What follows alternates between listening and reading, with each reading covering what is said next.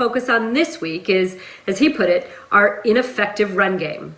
The last 3 weeks, the Steelers have managed less than 50 yards rushing and outing, and although they've won, Tomlin knows that that's not going to cut it moving forward. He didn't mince words. He said that the run game is not up to snuff. Now, he didn't say that he wants to move away from James Conner. He said that he is still the Steelers' bell cow, and that the Steelers simply need to fix what ails them. So part of what ails them is that the Steelers have been trying to run a lot of outside zone.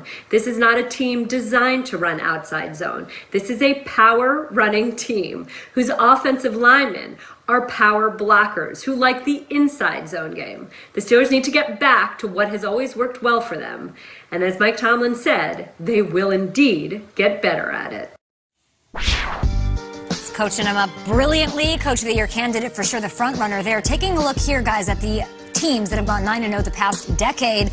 Only the 2015 Panthers got to the Super Bowl. None of them took on the Lombardi. The Steelers trying to change that narrative.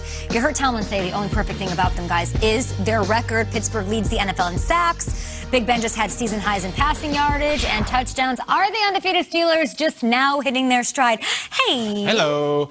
It's the only honest answer to this is we don't know, to be determined, because we have a really unique species of team here. It's a 9-0 team, and everyone's already starting to write their blogs and tweets about could they go 16-0, but there's not a juggernaut vibe to this team. There's not. They don't have an estate piece win. They don't have this incredible win they did on national television. They beat the Titans, they beat the Ravens, and the strangest thing, Roethlisberger had that great take where he's like, well, if the Cowboys are America's team, we're the world's team. Now, that was awesome.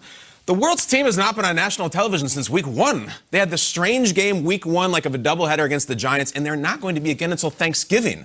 So are they hitting their stride? I don't know. Some of those teams we showed there, whether it's the Cam Newton Panthers or even the 18-0 Patriots, they were so celebrated, and they were so historically great and historically vaunted. The Steelers team is just kind of old Ben, who looks pretty good, and some young guys. And here's the thing. They don't have a lot of these crazy games on the schedule. We're not going to learn a ton about them the next 6 weeks. They play the Jags this weekend. What are we going to learn about Pittsburgh? If they go 10-0, are we saying Super Bowl? That's it. All we know is Ben's playing well, and there's a lot to learn about this team. Maybe they'll beat Baltimore again, fine. If they beat Buffalo, are you going to do backflips and say they're going to the Super Bowl? Do you think they're losing? Are they losing a game on this? I don't think they're going to go 16-0. I think they're going to be a 14-2 team. I never believe in 16-0. But I still don't know if this team's going to win the Super Bowl because we haven't had to see all of their mettle and all of their talent. It just hasn't been called upon yet. It's very odd this late in the season. But this was indeed your Super Bowl selection. Yes, I did. Still feel confident. In August, yeah, and I feel very confident. Yeah, and why not? I mean, they're 10-0, and I mean, I love the fact that they're looking at themselves as an imperfect squad. I've been on teams where we had a little bit of a run. I remember starting off undefeated, a handful of games in, coach walking in, a little cocky. Guys got their chest out. We think we're the biggest stuff on the planet. And then we get smacked in the mouth. I like the approach of saying that the only thing perfect is our record. And I'll say that they are hitting their stride, because they haven't played that dominant game yet, which means it is around the corner. And even if there is something we can look at and say, you know what, the run game isn't quite there. Their pass game is always there. I mean, they got a legitimate 5 guys like the restaurant chain. And it starts with Juju Smith-Schuster, who's an absolute beast. Peanuts. James Washington, and they're not just throwing peanuts out there. My man. These guys are going deep. Deontay Johnson, who was their leading receiver last game. And people forget that week in and week out, Eric Ebron is an absolute beast. I know Eric Ebron is kind of like boom or bust. That's my dog. I look at him like my little big brother. But when he's on, he's on. And if you look at some of these crucial moments in the game, Big Ben is dropping back, can't find his wide receivers. He's finding Eric Ebron. And we mentioned Chase Claypool a ton on this show. I like to bring up the receivers because that is the strength of this offense. And if these guys can't run the ball, they'll always have a group of guys, a group of wideouts, including a tight end named Eric, to hold them down. Kay, you picked the Bengals to win last week. I thought the Bengals had a really good shot to win. You almost lost to Gilbert. The Steelers team did smack around that Bengals team coming off a bye, and their situation was not ideal. Ben had COVID-19 issues because of close contact. So didn't practice, right? Wasn't with the team all week. Coming off that Dallas game where he was injured and hurt his lower body twice and had to leave the game and come back. Even last week against Cincinnati, Ben was doing one of these deals. I think we have the video of it. It was pretty dramatic. What's if you're that watching deal? it. This deal, look, Ben makes the play here, and then he goes down. You're going to see here. He goes, and it's like, okay, that doesn't look good. And then they show Ben like The classic working wins. it out. The Yeah. classic Ben, I gotta stretch this thing out. Yeah, There it is. No There it feeling is. in my arm. That should have been the Hall of thing. Fame segment. I mean, that's it. And it's like, oh God, like we need a. And that's the elbow that he Rub some dirt in it. The week before it was the leg. Oh my God! So to me, they thrive on this, and like Ben has been awesome. He's got 26 touchdowns, 4 interceptions. He's got better numbers than Brady, better numbers than Breeze. He's firmly in that MVP conversation. And he leads these guys. They follow him. All the happiness that they're and Ben's happy. So Having a good time. I think there is a momentum thing here where they haven't hit their stride, and it's just starting to roll. And Is this the right time? This is the right time. And Ben having the injuries and this and that, and I'm overcoming this, and I didn't practice, and it's like that's Ben, and like he thrives on that. And I'm a warrior, and despite But 9-0, you think they're like, oh, it's the Steelers. Everybody. wow, the Chiefs are still in this That's what I'm universe. saying. Like Of they're course. not the team that like nobody wants to play the Steelers. They just have a really good record. They play the Ravens on Thanksgiving in their building, so I think that's Toughie.